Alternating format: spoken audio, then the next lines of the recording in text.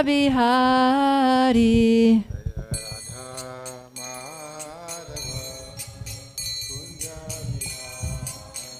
Jaya Radha Madhava Kunja Bihari.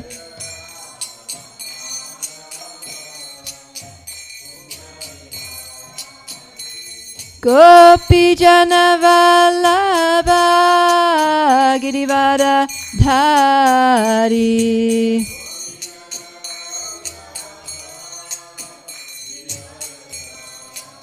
Jaya Gopi Jana Vallabha Girivara Dhari.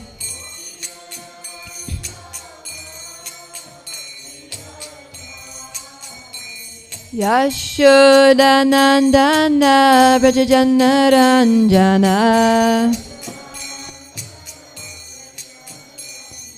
Yashoda Nandana Brajajana Ranjana.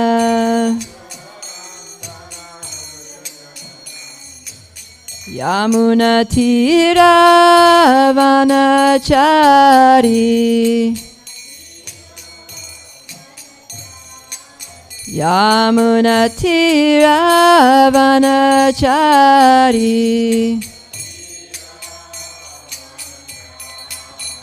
Jaya Radha Madhava Kunja Bihari.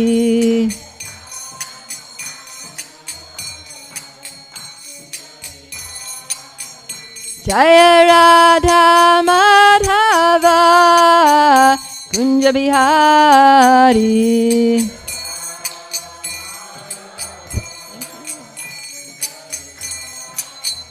Jaya Prabhupada, Prabhupada, Prabhupada, Srila Prabhupada.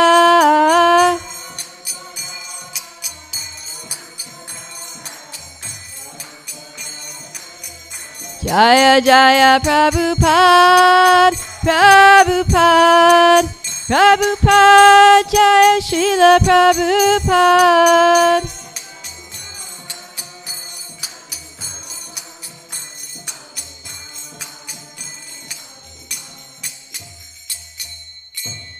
Gaura Premanandi Hari Hari Bo. Om Namo Bhagavate Vasudevaya. Om Namo Bhagavate Vasudevaya.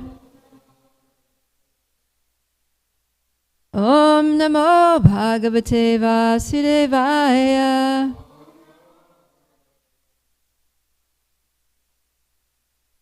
All together.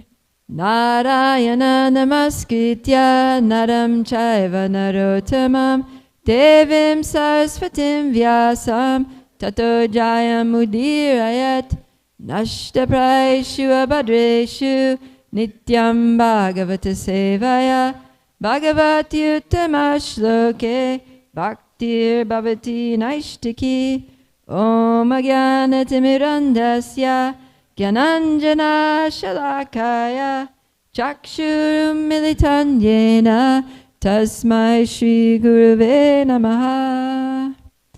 Jai. So welcome everyone to this morning's Srimad Bhagavatam class. We are reading from Canto 8, Chapter 4. Gajendra returns to the spiritual world. Woohoo! He's been through quite an ordeal, finally back home, back to Godhead.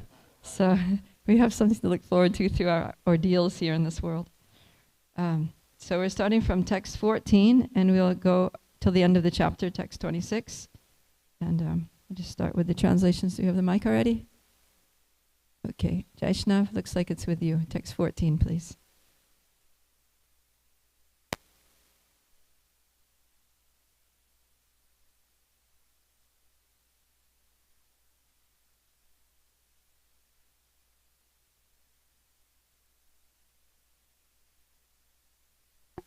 Hold it for like 3 seconds, I think. Yeah. My dear King Parikshit, I have now described the wonderful power of Krishna as displayed when the Lord delivered the king of the elephants. O best of the Kuru dynasty, those who hear this narration become fit to be promoted to the higher planetary systems. Simply because of hearing this narration, they gain a reputation as devotees. They are unaffected by the contamination of Kali Yuga and they never see bad dreams. Therefore, after getting up from bed in the morning, those who desire their own welfare, especially the Brahmanas, Kshatriyas, Vaishyas, and in particular the Brahmana Vaishnavas, should chant this narration as it is, without deviation, to counteract the troubles of bad dreams.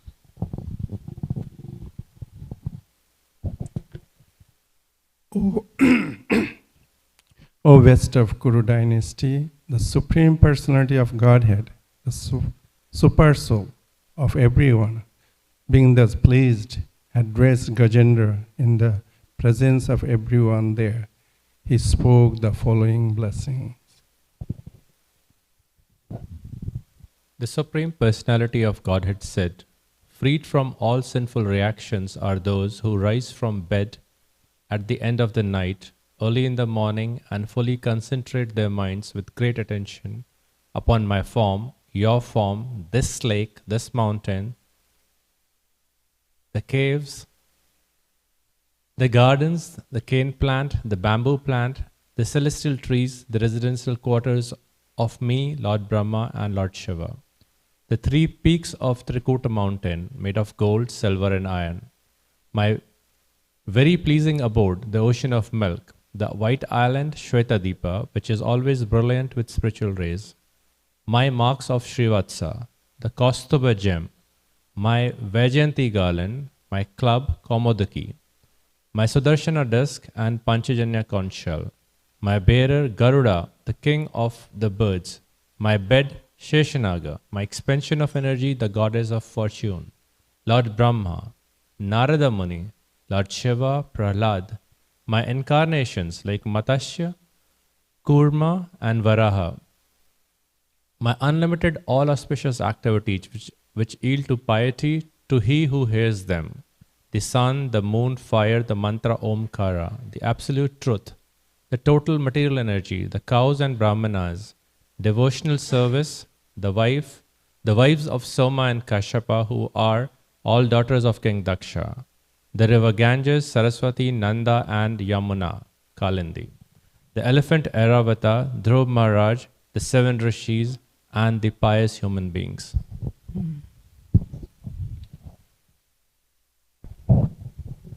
My dear devotee, unto those who rise from bed at the end of night and offer me the prayers offered by you, I give an eternal residence in the spiritual world at the end of their lives.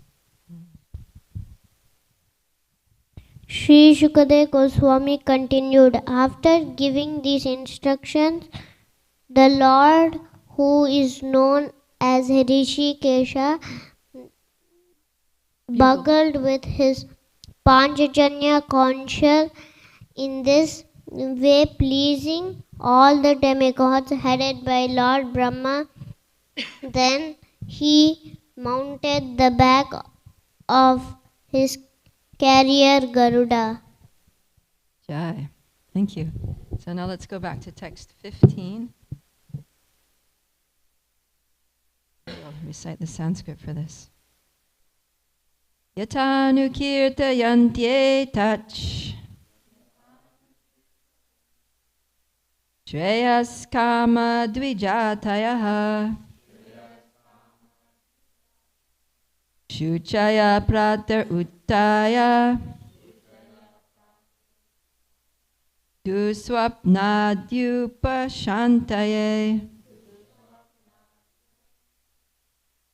Yatanukirtayantyetach Shreyas kama dvijatayaha Shuchaya pratar uttaya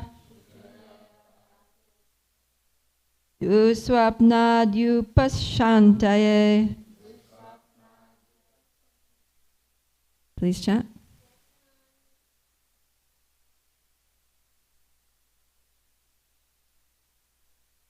Yatanu kirtayanti tach.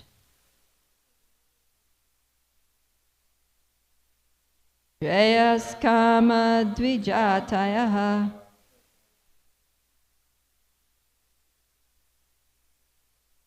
Shuchaya prata uttaya.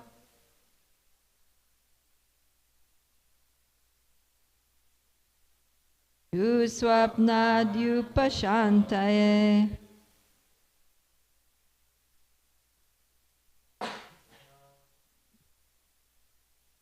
Yatanu kirtayanti tach.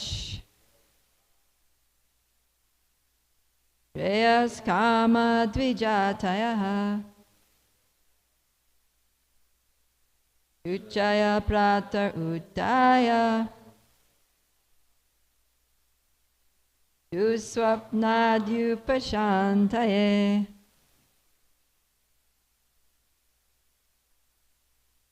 Yatanu kirtayanti tach. Shreyas kama dvijatayaha. Chuchaya prata uttaya. Swapnadyupashantaye. Yatanu kirtayanti tach. Shreyas kama dvijatayaha. Uchaya prata uttaya. Swapnadyupashantaye. All right, let's do the word for word all together. Yata, without deviation. Anukirtayanti, they chant. Etat, this narration of the deliverance of Gajendra. Shreya kama, persons who desire their own auspiciousness. Dvijataya, the twice-born, Brahmins, Kshatriyas, and Vaishyas. Shuchayaha, especially the Brahmins who are always clean. Prataha, in the morning. Uttaya, after getting up from sleep. Do swapna adi, beginning with sleeping badly at night. Upashantaye, to counteract all troublesome positions. Anybody sometimes sleep badly at night? This is the solution here. This is the remedy. Translation and purport by His Divine Grace A.C. Bhaktivedanta Swami Srila Prabhupada Ki Jai. Therefore, after getting up from bed in the morning, those who desire their own welfare, especially the Brahmins, Kshatriyas, Vaishyas, and in particular the Brahman Vaishnavas, should chant this narration as it is without deviation to counteract the troubles of bad dreams. So, yeah, Prabhupada translates it bad dreams. Du swapna, it just means bad sleep. So it could be bad dreams during sleep, or just having a restless night, not being able to sleep, disturbed sleep. And then it's du swapna adi, so beginning with sleeping badly. So that's just like the beginning of the problems it can solve, but it can solve many problems, beginning with that one. Okay, purport. Every verse in the Vedic literature, especially in the Srimad Bhagavatam and Bhagavad Gita, is a Vedic mantra. Here, the words yatanu kirtayanti are used to recommend that this literature be presented as it is. Unscrupulous persons, however, deviate from the actual narration and interpret the text in their own way with grammatical jugglery. Such deviations are to be avoided. This is a Vedic injunction supported by Shukadeva Goswami, one of the Mahajanas, or authorities. He says, yatanu kirtayanti. One should recite the mantra as it is, without deviation, for then one will be eligible to rise to the platform of all good fortune. Shukadeva Goswami especially recommends that those who are brahmanas, shuchayaha, recite all these mantras after rising from bed in the morning. Because of sinful activities at night, we have bad dreams, which are very troublesome. Indeed, Maharaj Yudhisthira was obliged to see hell because of a slight deviation from devotional service to the Lord. Therefore, duswapna, bad dreams, occur because of sinful activities. A devotee sometimes accepts a sinful person as his disciple, and to counteract the sinful reactions he accepts from the disciple, he has to see a bad dream. Nonetheless, the spiritual master is so kind that in spite of having bad dreams due to the sinful disciple, He accepts this troublesome business for the deliverance of the victims of Kali Yuga. After initiation, therefore, a disciple should be extremely careful not to commit again any sinful act that might cause difficulties for himself and the spiritual master. Before the deity, before the fire, before the spiritual master, and before the Vaishnavas, the honest disciple promises to refrain from all sinful activity. Therefore, he must not again commit sinful acts and thus create a troublesome situation. Srila Prabhupada ki jai. So before we get into the substance of this verse and today's section, I'd like to just give a little bit of context, because we started the chapter yesterday, and of course the previous chapter ended with the killing of Gajendra, the killing of the crocodile, the deliverance of Gajendra. But in fact, they were both delivered, right? Because anyone who is killed by the Lord also gets delivered. So the demigods all came with Lord Vishnu, excuse me, to save Gajendra. And so they were all there, and there are also some demigods still in the heavenly planets, and they're all looking on, and they were celebrating this great triumph of the Lord and salvation of the devotee. And they were showering flowers and beating kettle drums and singing and dancing up there in the clouds and down on the earth, those that were there. So there was a big celebration for Gajendra. And so in yesterday's section, Shukadeva Goswami was describing the backstory of the crocodile. So this crocodile, it looks like he's just a ignorant crocodile who is hungry and sees a big meal there in the form of an elephant and chomps down on his leg. But actually there's a whole story that this crocodile was a Gandharva in Gandharva Loka in the higher planets. And he was one day playing in the water. So the residents of the heavenly planets, sometimes they become intoxicated by their material good fortune, and they forget about Krishna, and they just become a little whimsical. So this Gandharva, Hoo-Hoo, his name was Hoo-Hoo, because he was always laughing, like hoo-hoo, ha-ha, hee-hee. So his name was Hoo-Hoo. Maybe it was a nickname, but anyways, that's the name he got in Srimad Bhagavatam. He was known as Hoo-Hoo. So he was in the water. He was in this lake, and he was splashing and playing, and there were beautiful women there. So he was having a good time, and hoo-hoo, ha-ha, hee-hee in the water. And then he thought that he would do something very fun, which was, so there was a rishi, Devala Rishi, who was taking his sacred midday snan there in the lake, taking his midday bath before performing his Brahminical rituals and things at midday. And this Gandharva Hoo-Hoo, he thought, oh, let me just amuse the girls here in the water by doing some fun trick on this rishi. And so he dives underwater and he swims over there and he grabs hold of Devala Rishi's foot and he pulls him. And then Devala Rishi, he's like that in the water. So Hoo-Hoo thought it was really funny, but Devala Rishi didn't think it was very funny at all. And so he turned around and cursed him. He said, "You rascal Hoo-Hoo, you've acted just like a crocodile that sneaks up from behind and bites somebody's leg. Therefore, I curse you to become a crocodile." So that's how he became a crocodile. And then, of course, Hoo-Hoo was like, "Oh no, this is terrible. Please forgive me. Sorry, I was just kidding. It was just a joke. Nothing personal. Please don't take it personally."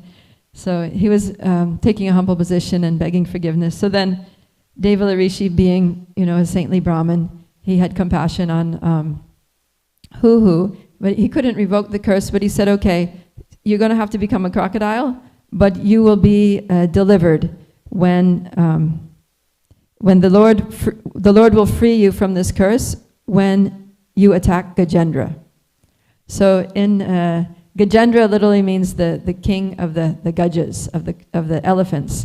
So his whole life, this crocodile, Hoo-Hoo, in the form of a crocodile, was just looking out for some elephant that he could bite so that he could get free from the curse. So then when Gajendra entered the water, he was like, "This is it. This is my chance to get out of this horrific body and go back to Gandharva Loka and, be myself again." So then he just chomped onto Gajendra's leg. And that's why he was holding on, that's why he didn't let go for 1,000 years, because he was like, this is my only chance to get back to Gandharva Loka. So, so now finally when the Lord threw his Sudarshan chakra and chopped off the head of the crocodile, then from that dead crocodile body emerged this beautiful form of Gandharva. And so the demigods were all singing to celebrate this great act of the Lord. And Hu started also singing. So he's also singing prayers. And of course, because he's not just a Gandharva, but he's called Gandharva Sattama, which means the best of the Gandharvas, like the chief of the Gandharvas. And the Gandharvas are known for their good voices, right? They're the famous singers amongst all the heavenly denizens. They're the singers. And so he's the best of the Gandharvas, so you can imagine he must have a very beautiful voice. If he was still here, we could invite him to Kirtan 50. He'd be a famous Kirtaniya in ISKCON if he was. Or maybe he is, who knows. But anyways, so he was singing the glories of the Lord. And then after that, he just departed. He expressed his gratitude to the Lord, and then he left to live out the rest of his life in Gandharva Loka. But then because he was killed by the Lord, he also had the eligibility to go to the spiritual world, to get liberation. So when he finished his lifetime as a Gandharva, then he went to Vaikuntha. So, does anyone know what his qualification was for going to Vaikuntha? Because usually, people who are bothering devotees and get killed by the Lord, they don't go to Vaikuntha, they go to the Brahmajyoti. So what was it that made this Hu eligible to actually go back to the spiritual world and be the eternal servant of Lord Vishnu? He was blessed by a pure devotee. Which pure devotee? Devala Rishi? Okay, so he had the blessing, like the mixed curse and blessing of Devala Rishi. Okay, I'm sure that definitely worked in his favor. Yes, thank you. Anything else? He sang the prayers. Okay, so he got the personal darshan of the Lord and he glorified him. He was doing kirtan, right? Singing the glories of the Lord.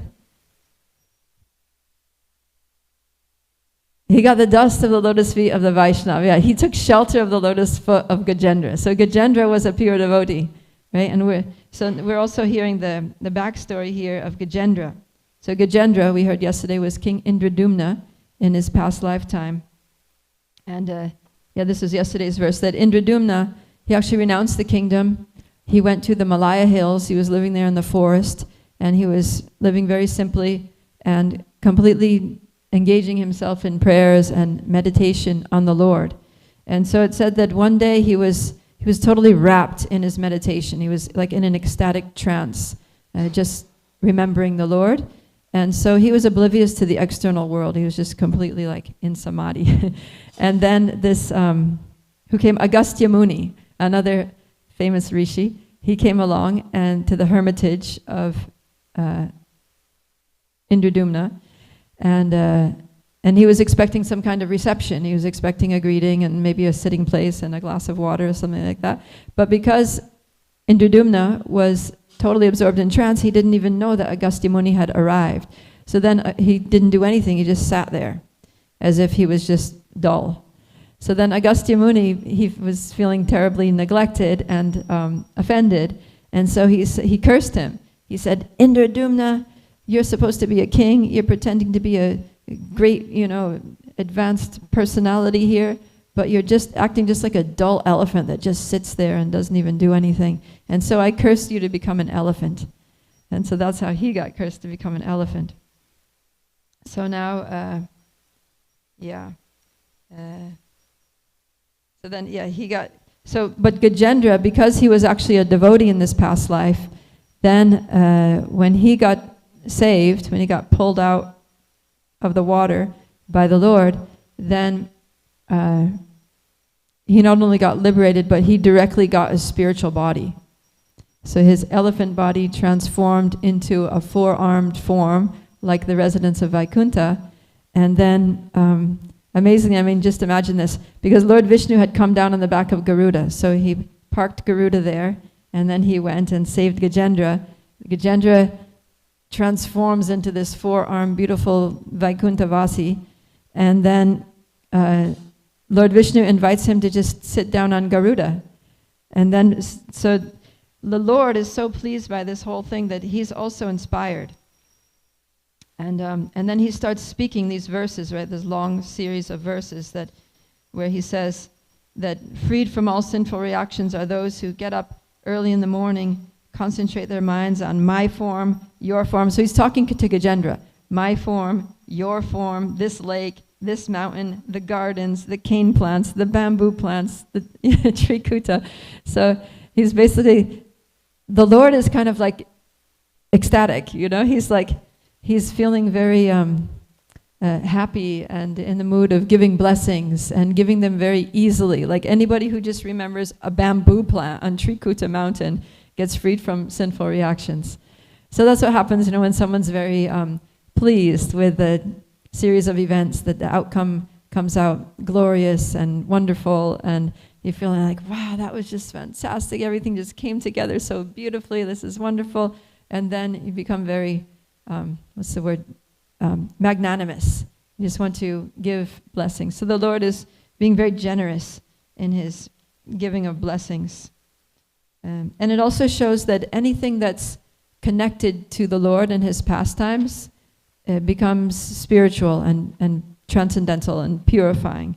So just the environment in which it happens. So these are just bamboo plants, you know, in a nice place in the material world.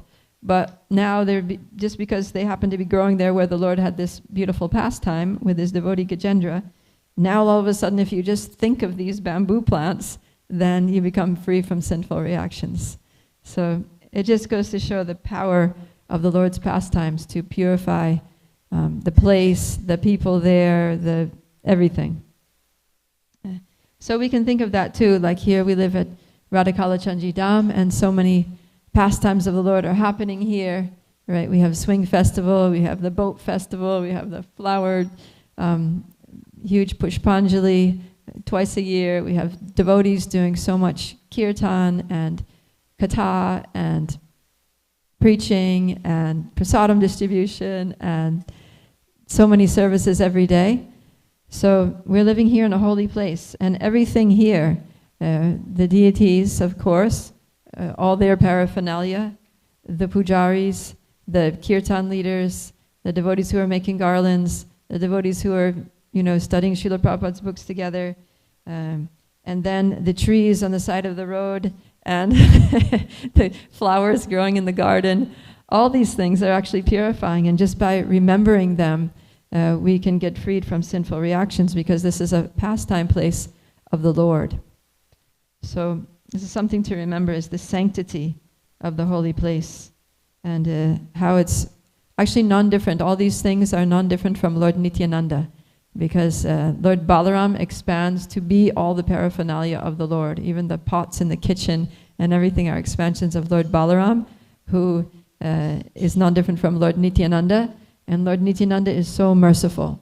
So we can see how the Lord's mercy is very easily accessible in holy places where the pastimes of the Lord and his devotees take place. And we can be blessed just by touching anything in this holy dham. So we're very fortunate to live here, to live in this beautiful devotee community. And in so many ways, this pastime is helping us. So getting back to today's verse, it's talking about how, let's see. So first of all, 14, it says, those who hear this narration become fit to be promoted to the higher planetary systems. They gain a reputation as devotees, and they are unaffected by the contamination of Kali Yuga, and they never see bad dreams. So those are some nice benedictions. You can go to higher planets. Not that most devotees don't usually want to go there, but you can if you want, now that you heard this pastime. That's an option. You gain a reputation as a devotee. So that's nice. You'll be known as a devotee. People will see you and be like, oh, Hare Krishna, nice to see a devotee here. And then you have some opportunity to share Krishna consciousness, because people will see you and respect you as a devotee. And Ramananda Rai says to Lord Chaitanya, Chaitanya Charitamrita, that the most, Lord Chaitanya asked him, who is the most famous person? And Ramananda Rai replies that that person who is known to be a devotee is the most famous in all the three worlds. So sometimes, we sing in the morning that Ebe Yash Gusuk Tribhuvana, that Srila Prabhupada, your fame is spread all over the three worlds. And I remember when I came to Krishna consciousness and I learned the translation of that song, I was like, how is that even true? So many people in this world don't know about Srila Prabhupada, right? Devotees know, and maybe a few people have gotten Prabhupada's books. But if you think about the percentage of the population, not that many people are familiar with Srila Prabhupada. But that's only in this world. But on the higher planets, people know about Srila Prabhupada because, what he did was just astonishing to, those who appreciate what who actually have the intelligence to appreciate what he did. Down here, most people don't have the intelligence to appreciate the value of what he did. But that's why it's Tribhuvana. So maybe he's not so famous on this Bhuvana, but this is just one out of the three. And so in the higher planets, in Swargaloka and Maharloka and Janaloka and Tapaloka and Brahmaloka, you can be sure that they're just looking down here at this world and thinking, wow, that's incredible what Srila Prabhupada did. Giving this Hare Krishna Mahamantra, knowledge of Srimad Bhagavatam to these people who are just so unqualified, and how he made them qualified, and how he's taking them back home to God. It's a goal which even we can't attain. Just incredible. And that's why they're all lining up to take birth on this planet, in this movement, so that they too can quickly go back to Godhead. So what's happening here is, that's what's happening, is that these two personalities were both cursed, and the reason that they were cursed is because the Lord wanted them to quickly go back to Godhead. So Lord is so kind, and Srila Prabhupada says that he wants us to go back to Godhead more than we can imagine, more than we even desire ourselves.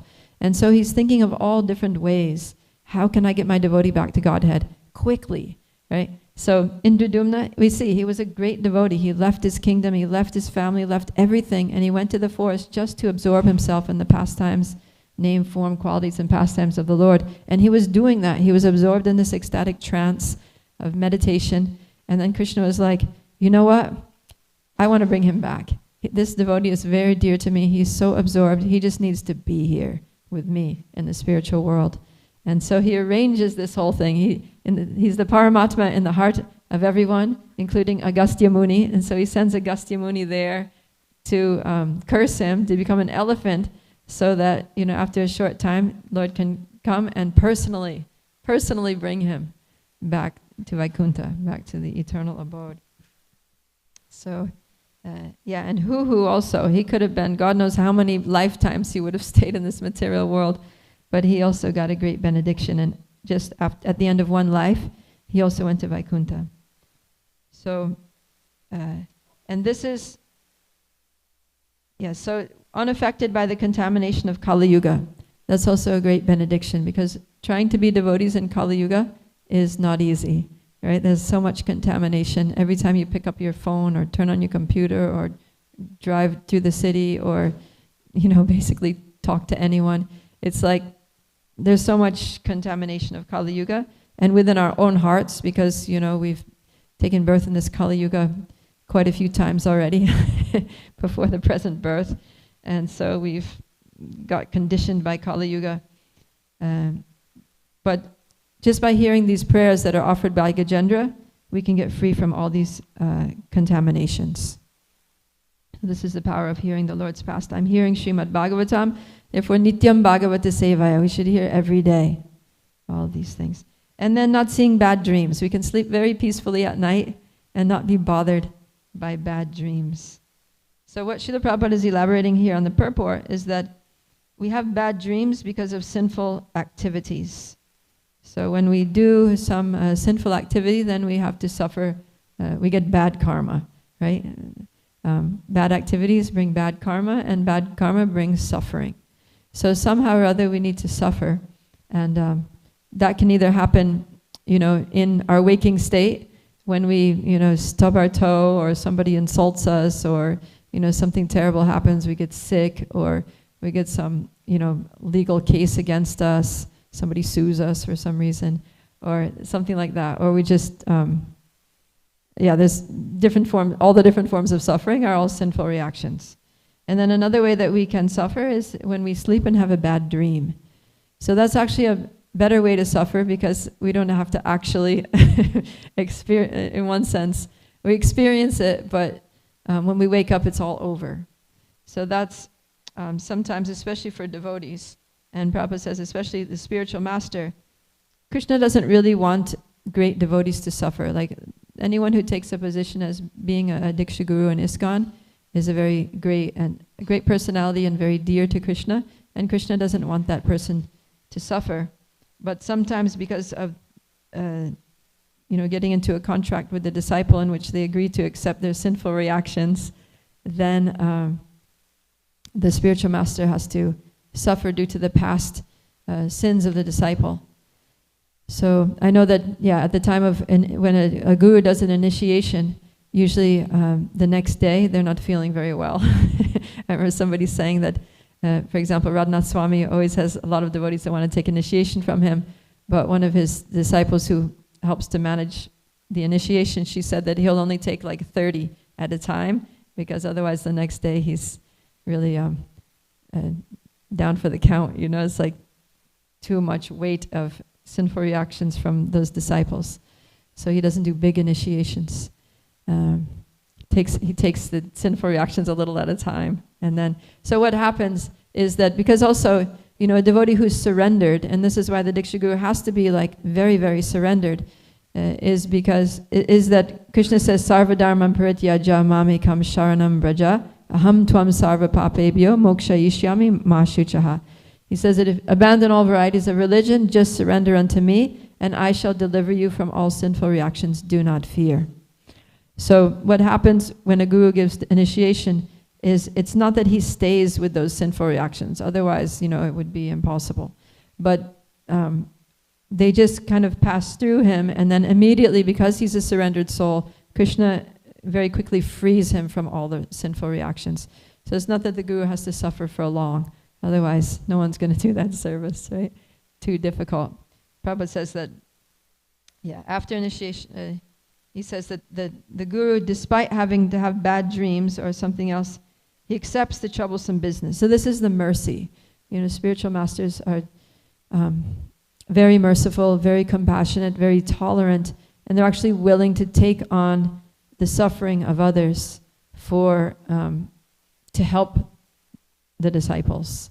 So it's kind of like in Christianity, that's a big thing that they emphasize a lot, is how Jesus Christ took on himself the sins of the world, of anyone who accepts him as their personal savior, takes shelter of him, that he suffered for the sake of others. He suffered their sins and freed them from the sins. So there's the same thing that's happening when devotees surrender to Krishna and take shelter of a guru.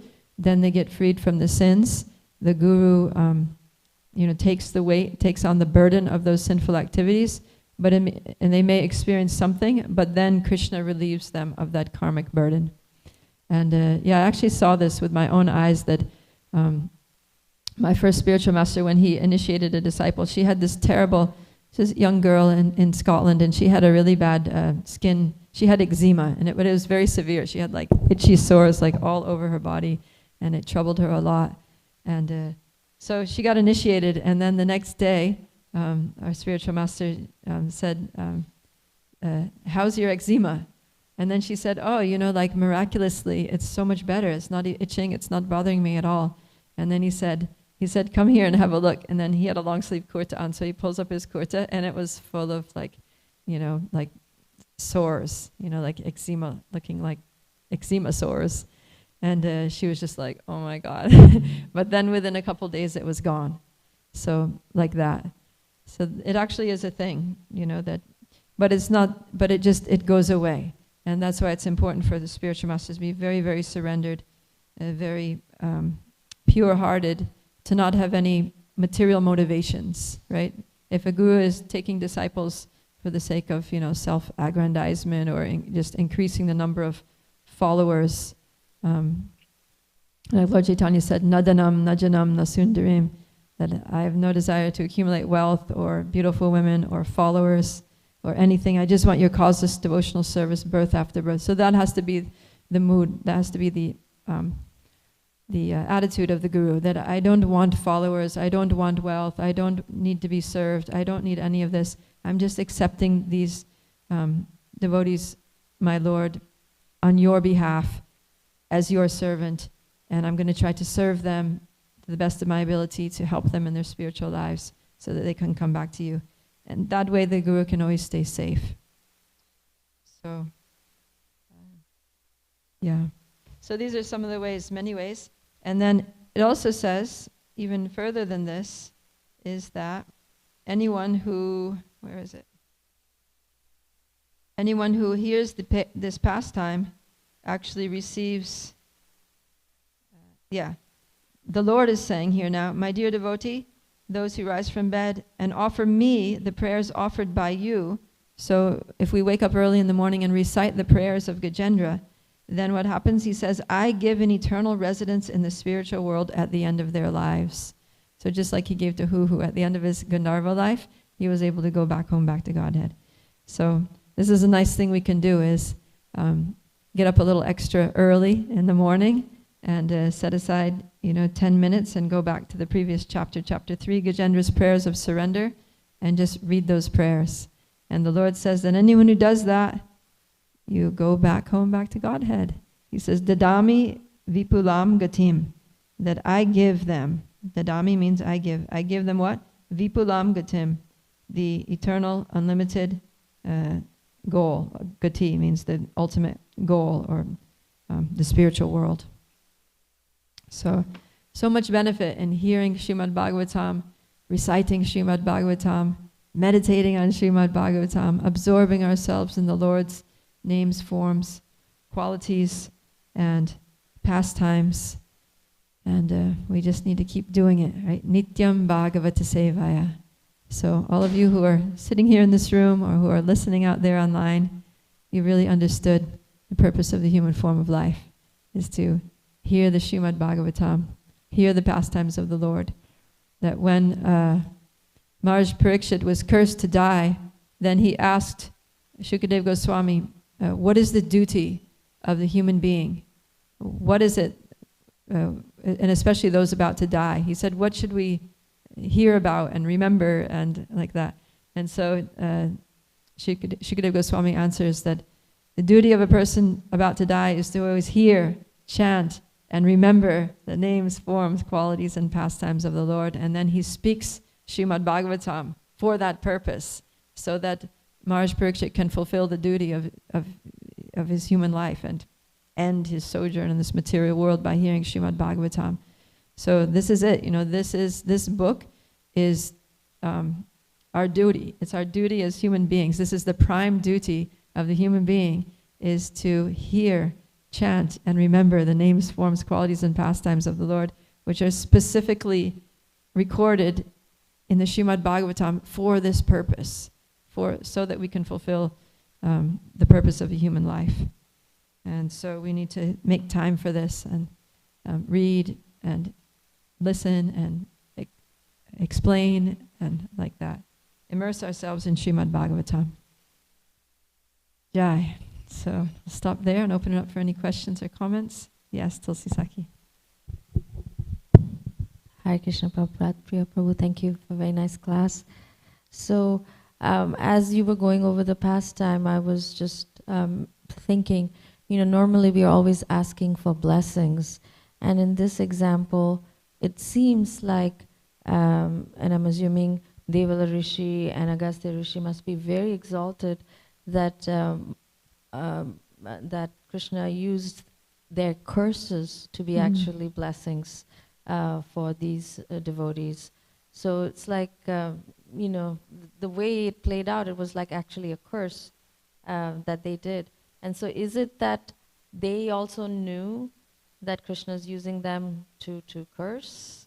Not necessarily, but he's just inspiring them from within the heart, right? So sometimes, it's like that. If any way that a great devotee treats you is a benediction, right? And sometimes, when a senior devotee gets angry and chastises you, or as they used to say, you get the sauce, it's actually the mercy of that devotee. Because if somebody gets angry with you, it's out of love. Especially when a devotee gets angry with you, it's out of love. It means that they care, right? Because if they don't care about you, they're not going to bother getting angry. They're not going to get emotional about what you do, right? The fact that they're getting angry means that you care. Like when a small child runs out into the street or something, right? And the mother starts yelling at him, "What are you doing?" And it's like yelling and screaming and getting really angry. And then she gets the kid by the arm and yanks him out of the street and gives him a slap or something. "Don't you ever do that again." Poof, It's like, why is she doing that? Because she loves the child, right? So sometimes that, not condoning, slapping your kids, but sometimes some, strong action needs to be taken to protect children because they don't know any better. So, So even anger from a devotee, a senior devotee, is love. It's expression of their love, their care, their mercy. It's a blessing because it's helping us. Yeah. And then just one last clarification. So who went back to Gandharva Loka and then back to the spiritual world? Who? Yeah. The crocodile. Yeah. Yeah. So he got delivered first, he went back to Gandharva Loka and then to the spiritual world? Yeah. Yeah, that's how it is. Yeah, Prabhupada explains it in the purport to text 1 and purport to text 4. He says both things. So then we can understand that it's kind of like that. Like sometimes the Lord will bless a devotee or some person to go back to the spiritual world, but it's not immediate. Like with Muchukunda, he got that blessing that you'll be, my eternal devotee in the spiritual world. But then he said, but after a little while, you need to finish your lifetime first. Or Dhruva Maharaj, he gets the benediction to go back to the spiritual world, but he has to be the king. He still has to rule over the planet on this earth. So sometimes it happens like that. For the Lord has his reasons. Yeah. So there are so many. Like when you read the Falashruti, the fruits of hearing some pastimes from Bhagavatam, so many times it says you become eligible to go back to Godhead. Right? We hear that. So we've heard these pastimes so many times. We feel like so many times I've gotten this Falashruti of being able to go back to Godhead. Why am I still here? Right? So we're like, hoo-hoo. Yeah, you need to finish your life. You still need to do a few things here in this material world. So, yeah. Lalita Sundari? Thank you for nice class, Mataji. It's always inspiring. It may be a naive question, just to register in my mind so that I can hear again. I'm asking you. So when you mentioned somebody who's going to die, the duty is to hear Bhagavatam and then go back to Godhead. So just hearing Bhagavatam, just the Shravanam, does that take you back to Godhead, or through that Shravanam we are going to develop detachment and then get attached to Krishna? Is that process which takes you back to Godhead, or just hearing every day? Interesting question. Because from hearing, we know that all these things happen, right? You get freed from the modes of passion and ignorance, and you get situated in goodness, and then evam prasanna manaso, and then you get detached and attached to the Lord, and all these things happen. So, it's not that just hearing. Of course, if you're just hearing, but you're not, if you're just sitting in a room, then you're going to be hearing, because the ears don't close, unless you have some headphones in or something, you're actually not hearing. But just hearing, you're going to get some benefit. But of course, the more we're hearing attentively, right, there has to be some quality to the hearing too. He says, whoever attentively and submissively hears the message of Bhagavatam, then the Supreme Lord is at once established within the heart of the hearer. So the Bhagavatam starts out in the first canto, in the very first verses, talking about the qualification of the hearer and the qualification of the speaker. So we have to be qualified hearers, right? So there's different qualities of hearing.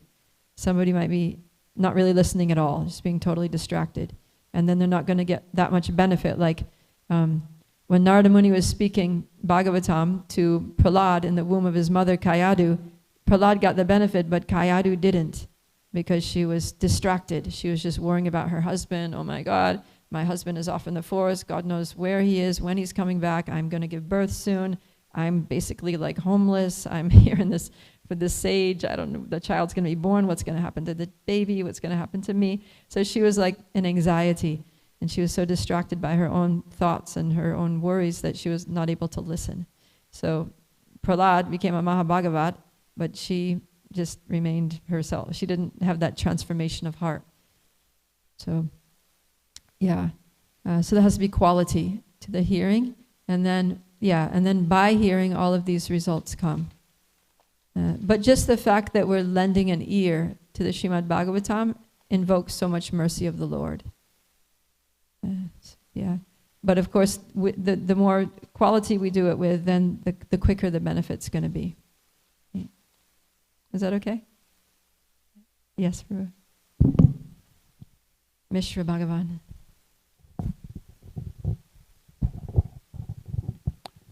It's described in the summary that when, after this incident, King Yudhidhuma went back to God, or he became an associate of the Lord. And in the 6th canto, when Vritrasura was killed, he was King Chitraketu, and then he took birth as a monster and had this fight with Lord Indra. Yeah. And after he was killed, then he went back to the spiritual world.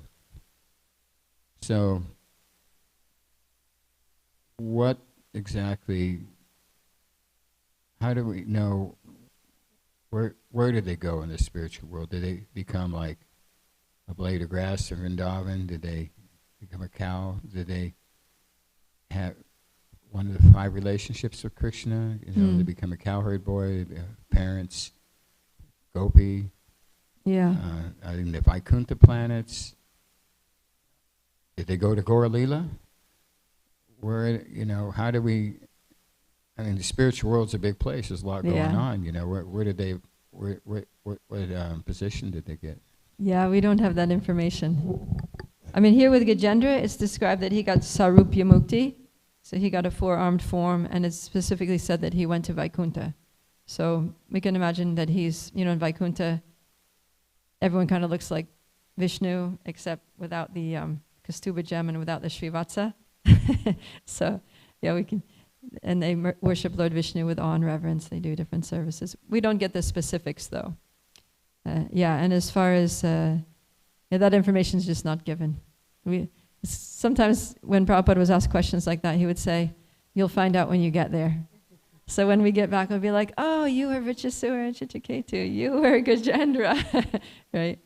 If we want to know, we'll be able to have that knowledge of who's who from personalities from the Bhagavatam and where they ended up in the spiritual world. It'd be kind of nice, to meet all those heroes from the Bhagavatam. Oh, Prahlad, Dhruva, wow, I can't believe you guys are all here. Let's go play, right? So, yeah. Another thing that struck me about this pastime is that you see that Gajendra and the crocodile, their relationship was not very palatable, right? They did not have a congenial relationship. They spent 1,000 years just fighting. But at the end of it, they both ultimately went back to Godhead. So, and they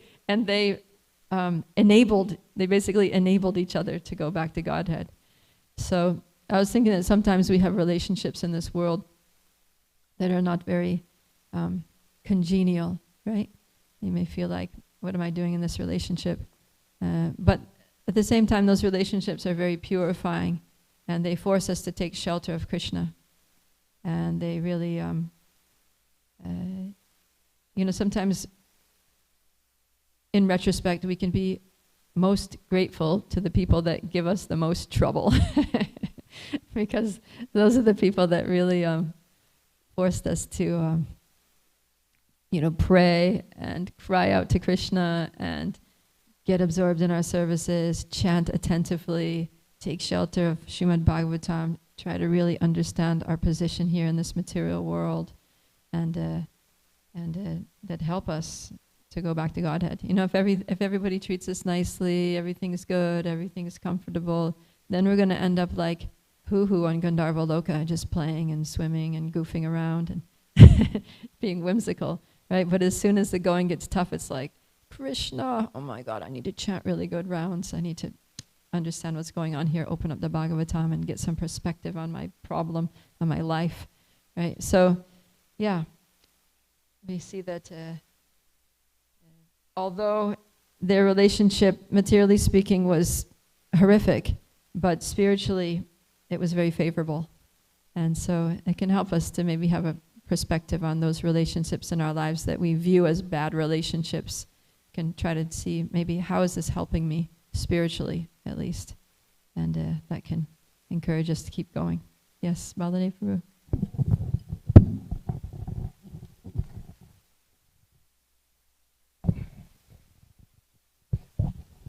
Thank you, Mataji.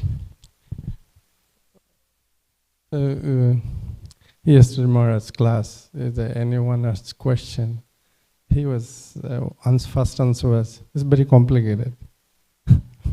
Means he cannot answer it because it's complicated. So every individual is different. Like Narad Muni case, he listened to the Bhakti Vedantas 4 months, attentively, so sincerely, everything. Mm-hmm. But his case also, all purification process he has to go through. After then he saw the Lord Vishnu in his heart. But after then he said, you have to purify yourself more. Mm. So I did all purification. So the process is not sometime we think, okay, it's like Karmaganda section, okay, you did the result, you did it, okay, let's go. Mm-hmm. Lord going to pick you up. It's not like that. That's Shastra we get. But another verse nice on that case, I remember that. Ihar jasya harir dasya karmana manasya gira niklesheshu avasteshu mukta sangasya uchyate. The devotee who is the render devotional service through mind, heart, with everything, does no matter what situation he is, he's already liberated in the spiritual world. Yeah. So that was a giving. So this. Thank you. Yeah, very good point. So, yeah, Baladev was saying how the Narada Muni in his previous life, he actually saw the Lord, but then the Lord disappeared, and he said, and so little Narada Muni was previously a small boy, and he was like trying to get back into meditation and make the form of the Lord appear again, and then he heard a voice that said, I'm sorry, but you won't see me again in this life. But keep going, keep doing what you're doing, basically.